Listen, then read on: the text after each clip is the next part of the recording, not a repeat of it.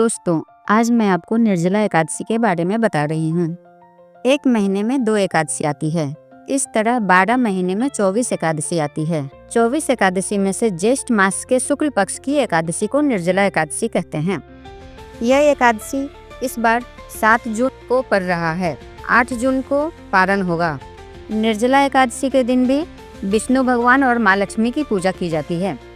आइए जानते हैं इसे निर्जला क्यों कहते हैं। इसे निर्जला इसलिए कहते हैं क्योंकि इस दिन पानी तक भी ग्रहण नहीं किया जाता है। और एकादशी के दिन तो हम थोड़ा जल पी लेते हैं, कुछ शरबत पी लेते हैं, साबूदाना खा लेते हैं, कुछ न कुछ थोड़ा खा लेते हैं, लेकिन इस दिन पानी तक भी नहीं पिया जाता है, इसलिए इसे निर्जला कहते हैं। निर्जला एकादशी को भीमसेनी एकादशी भी कहते हैं। निर्जला एकादशी के दिन भगवान श्री हरि का पूजा किया जाता है और ओम नमो भगवते वासुदेवाय का जाप किया जाता है।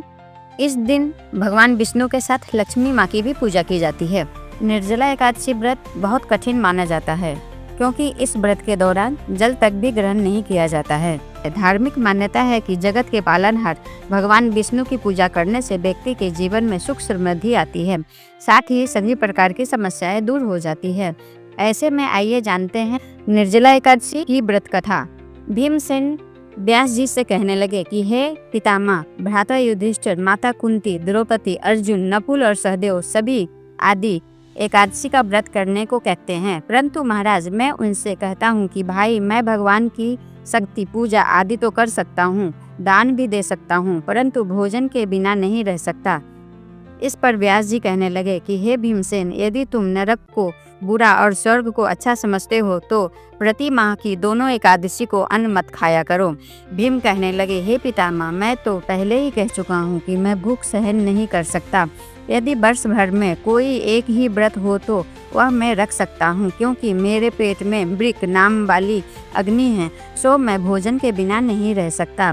भोजन करने से वह शांत रहती है, इसलिए पूरा उपवास तो क्या, एक समय भी बिना भोजन किए रहना कठिन है। अतः मुझे कोई ऐसा व्रत बताइए जो वर्ष में एक बार करना पड़े और मुझे स्वर्ग की प्राप्ति हो जाए।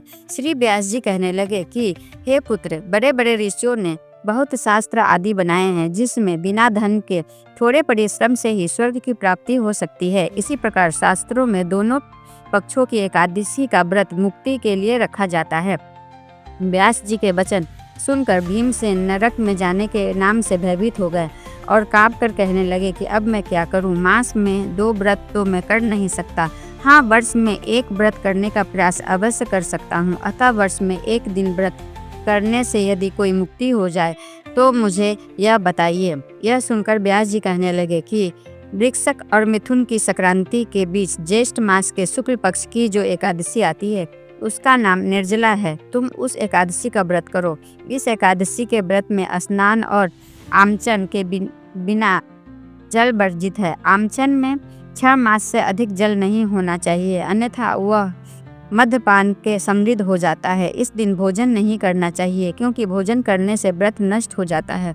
यदि एकादशी को सूर्योदय से लेकर द्वादशी के सूर्योदय तक जल ग्रहण न करे तो उसे सारी एकादशियों के व्रत का फल प्राप्त होता है। द्वादशी को सूर्योदय से पहले उठकर स्नान आदि करके ब्राह्मणों का दान आदि देना चाहिए।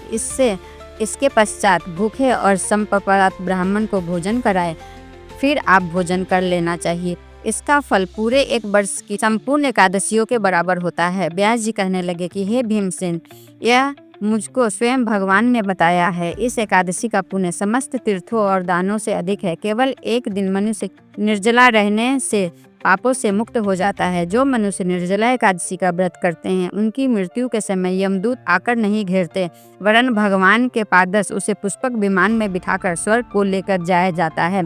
अतः संसार में सबसे श्रेष्ठ निर्जला एकादशी का व्रत है, इसलिए यत्न के साथ इस व्रत को करना चाहिए। उस दिन ओम नमो भगवते वासुदेवाय का मंत्र उच्चारण करना चाहिए और गौदान करना चाहिए। इस प्रकार व्यास जी के आज्ञा अनुसार भीमसेन ने इस व्रत को किया, इसलिए इस एकादशी को भीमसेन या पांडव एकादशी भी कहते हैं। निर्जला व्रत करने से पूर्व भगवान से प्रार्थना करें, हे भगवान, आज मैं निर्जला व्रत करता हूँ, दूसरे दिन भोजन करूँगा मैं इस व्रत को श्रद्धापूर्वक करूँगा, अतः आपकी कृपा से मेरे सब पाप नष्ट हो जाएं। इस दिन जल से भरा हुआ एक घड़ा वस्त्र से ढककर स्वर्ण सहित दान करना चाहिए। जो मनुष्य इस व्रत को करते हैं उसको करोड़ों फल सोने के दान का फल मिलता है, और जो इस दिन यज्ञादि करते हैं उनका फल तो वर्ण ही नहीं किया जा सकता। इस एकादशी के व्रत से मनुष्य विष्णु लोक को प्राप्त होता है। जो मनुष्य इस दिन अन्न खाते हैं वो चांडक के समान है, वह अंत में नरक में जाते हैं।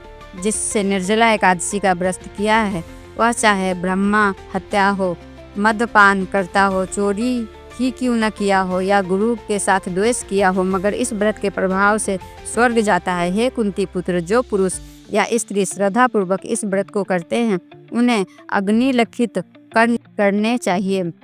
प्रथम भगवान का पूजन, फिर गौदान, ब्राह्मणों को मिष्ठान और दक्षिणा देनी चाहिए तथा जल से भरे कलश का दान अवश्य करना चाहिए। निर्जला के दिन अन्न, वस्त्र, उपहार, जूती आदि का भी दान करना चाहिए। जो मनुष्य भक्तिपूर्वक इस कथा को पढ़ता है या सुनता है उन्हें निश्चित ही स्वर्ग की प्राप्ति होती है।